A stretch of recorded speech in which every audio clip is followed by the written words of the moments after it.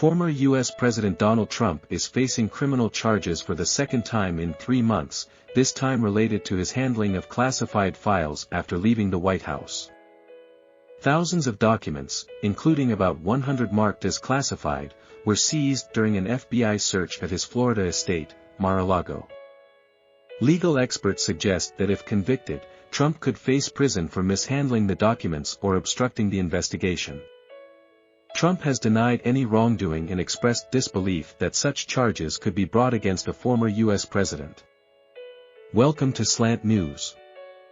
If you want to support, you can subscribe to our channel. Trump has been asked to appear at a federal courthouse in Miami on June 13. The U.S. Secret Service will meet with his staff and the assigned officers to plan his travel and appearance in court.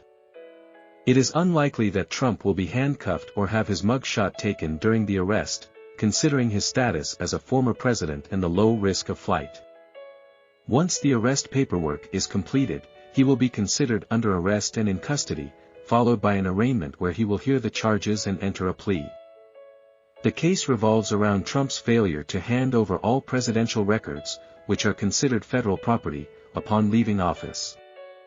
The U.S. National Archives discovered that some records, including correspondence with North Korean leader Kim Jong-un and a letter from former President Barack Obama, were missing. In August 2022, the Justice Department searched Mar-a-Lago and seized additional documents, some marked as classified or top secret. The charges Trump is facing include conspiracy, false statements, obstruction of justice, and illegally retaining classified documents under the Espionage Act. It remains uncertain whether Trump will be convicted, as it could be challenging to prove that he knowingly committed a crime. Some legal experts argue that prosecutors would need to show that Trump or his team mishandled materials to obstruct the investigation intentionally. Trump has proclaimed his innocence and characterized the indictment as political warfare ahead of the 2024 election.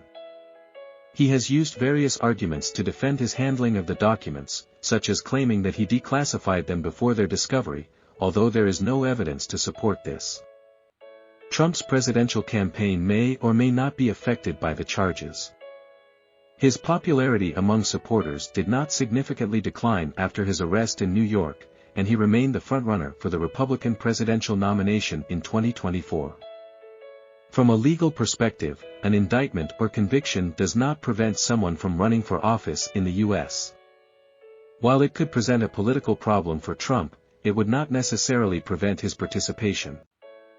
Past presidential candidates, such as Eugene Debs and Lyndon LaRouche, have run despite criminal convictions, although they were unsuccessful in their campaigns. It is unclear how the new charges against Trump will impact his popularity with his supporters. While his previous arrest had a negligible effect on his popularity, it is uncertain how these additional charges will be perceived.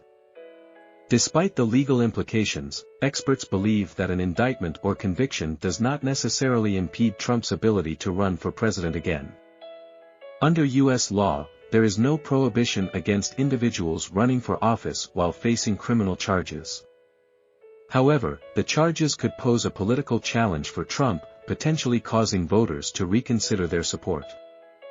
Jim Trusty, Trump's lawyer, acknowledged that the charges were serious but did not believe they would hinder Trump's participation in the election.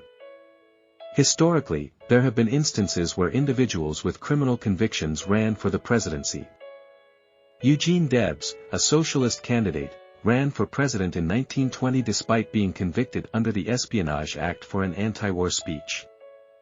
Lyndon LaRouche, a conspiracist, also ran for the presidency multiple times despite a fraud conviction in 1988.